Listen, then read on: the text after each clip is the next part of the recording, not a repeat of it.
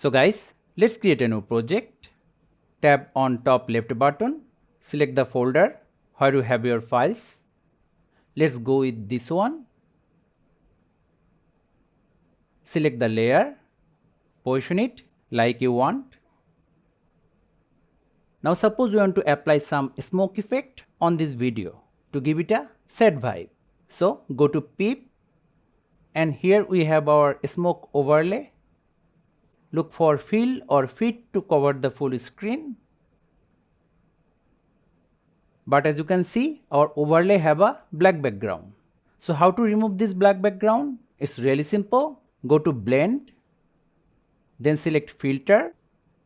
Also you can play with other options, but for me filter is the best option, and we are done. So thank you guys for watching. Have a good day.